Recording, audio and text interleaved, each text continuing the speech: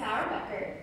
I'm going to be a rising senior at Plainview Old Vet Page, John F. Kennedy High School this upcoming year. I was fortunate enough to work at Columbia University for the past 6 months. So I got to work in the Applied Physics Lab under Professor Latha Venkataraman, and I was mentored by a wonderful grad student, Aileen Nielsen. Unfortunately, neither of them are here right now. Basically, my project that I was assigned was to take a modern piece of technology called the atomic force microscopy and create a larger scale model of it to be able to teach high school students how it works and sort of keep them up to date on the technological advancements that are taking place right now. So first, I'm just going to give you a brief overview about the significance of this project. Then I'm going to teach you a little bit about how an AFM works, if you don't already know. I'll explain to you the design that I made for the larger scale model, and then I'll show you how it can be applied to a physics classroom. So raise your hand if you recognize either of these pictures. So no hands. One? Okay. So this is a problem because this right here on the right is an AFM, atomic force microscopy. It is a very important device in nanotechnology today, and it also applies to many other fields. It applies to biology, chemistry, physics, a lot of fields. Basically what it does is it creates an image like any other microscope. It can make a topographical image, so the height of the sample and the shape of it, or it can detect magnetic fields and create a picture like that. Usually this is what the picture will look like. You can actually identify individual atoms. And then this picture on the left is a cantilever. It's a component of the AFM, but it's also used in many other microscopy devices. So these are two very important pieces of technology, and not a lot of people know about them. A lot of high school classrooms, they have a set amount of curriculum that they have to cover for their standardized tests, for their AP exams, Regents exams. So it's really important that we try to educate them on the new things that are happening, but it's kind of hard to fit in new material. So the model that I designed can be fit in with the current curriculum and applies to what they're already learning. So this is how a basic AFM works. We have two systems here. This laser isn't really working, but at the top you can see a laser and laser detecting system. You can see a cantilever system, and then the bottom where it says substrate is just our sample, whatever we're taking an image of. For real AFM, this would be a really small molecule, maybe a protein that you want to image. And so basically the cantilever, this is what it actually looks like, this top left picture, is a really small metal piece that's flexible. And it's really small. You can see it with the naked eye if you really try, but just for comparative size, it's about the size of an axon of a neuron, so it's really small. And basically the probe at the end of it comes to a really thin point. The more pointy it is, I guess, the higher resolution. You can create images with a resolution of 0.1 nanometers. So there are interactive forces going on between the probe and the substrate. And as the substrate's altitude increases and decreases, the probe is pushed up and down. As the probe is pushed up and down, the cantilever is bent in the respective direction. And these are really small amounts that it's changing, but you want to be able to detect this so that you can make an image from it. So the way that you can detect it is with this laser system. So a laser comes down, reflects off of the cantilever, and hits the laser detector. When the cantilever is bent a different amount, the laser is going to hit a different spot on the laser detector. So that's how traditional AFM works. This here is a basic drawing of the model that I made. So we have the same systems. We have a laser system coming down, and then the same cantilever and a substrate here. But there's something different about the detecting system. Instead of that picture we saw before with the 4 segments, these are 3 photocells. Instead of a photodiode detector, there are these small, tiny pieces that you can get for 99 cents on Amazon. It's really economical. Basically, they measure, their resistance increases when light is hit on them, so it's really easy to monitor which photocell the laser's hitting. The substrate that I would design is a piece of metal that's maybe 2 inches by 2 inches, and as the height increases and decreases, there are 3 set heights. So at the highest height, it'll hit the highest photocell, and respectively for the other ones. We also see that the substrate is sitting here on an X and Y translation stage. That way it can be moved back and forth as you're creating the image.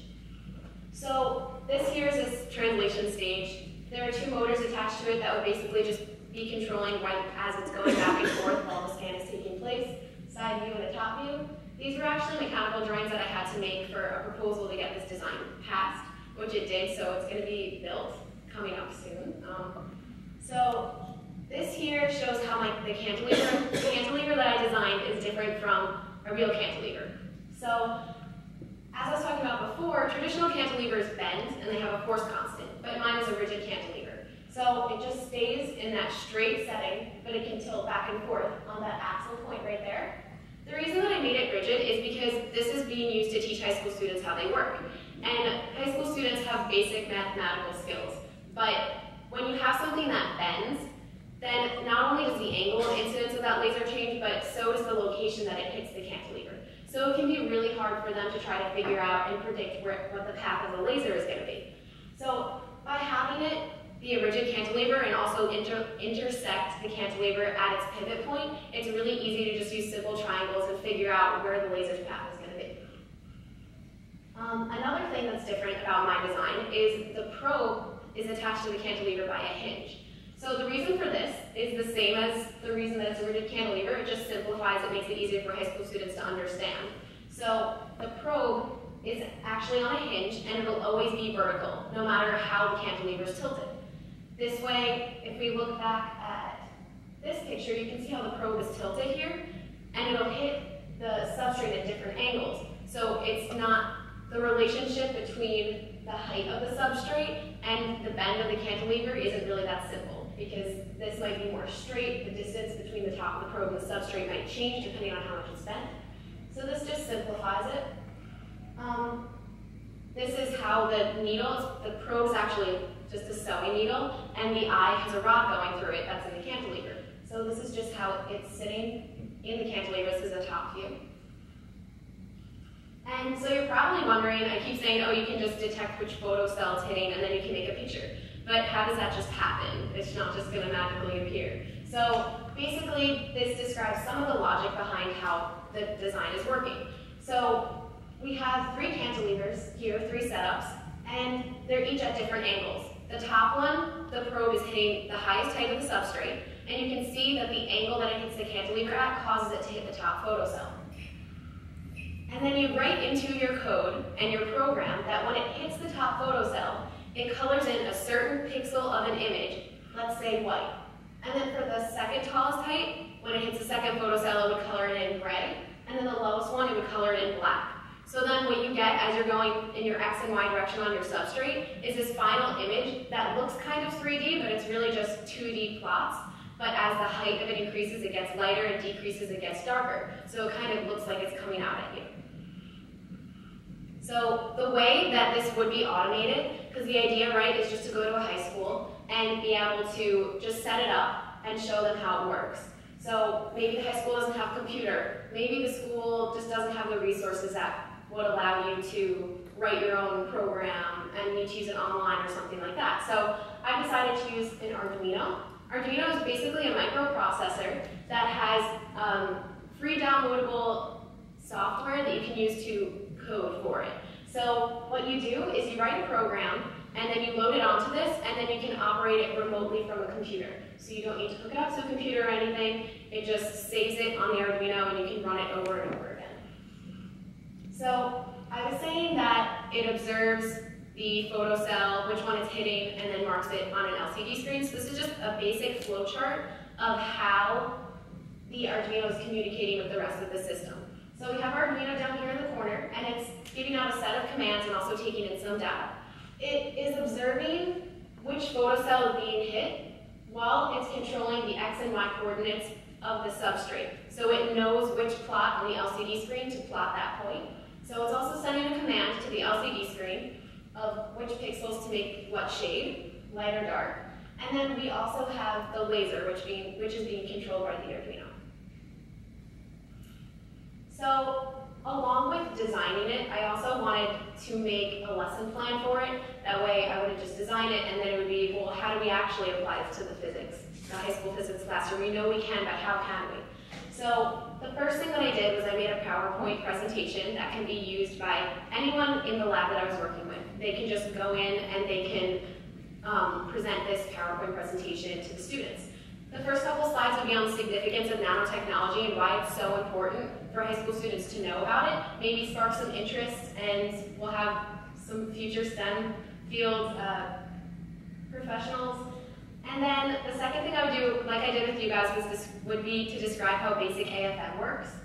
And then I would apply it to the principles that they have learned. So AIAR was just a little acronym that I came up with to use in my paper. It's just angle of incidence and angle of reflection, which they all learn are equal to each other, and it just governs how the cantilever works and how the laser path is determined.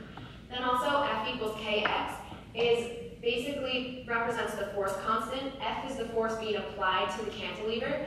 K is the constant that each cantilever has their own constant. It's just a number, any number. And X is the displacement of how much the cantilever is moved for each amount of force that's applied to it. So they learned that in terms of spring constants, so they could just apply it to force constants. Then we would demonstrate the actual AFM while explaining what it's doing. It would probably take about 5 minutes, maybe less, to create the image on the LCD screen. And then there's a little worksheet, optional group work that they can do where they can predict with little drawings which photocell, what height of the substrate would hit. And then here are my acknowledgements. I want to thank GSTEM, Rebecca Stern, Teresa Karwan, and Sri Pupa, my tutor. And then also Professor Latha Venkataraman for letting me be in her lab, and Aileen Nielsen for being a wonderful graduate student mentor. Thank you.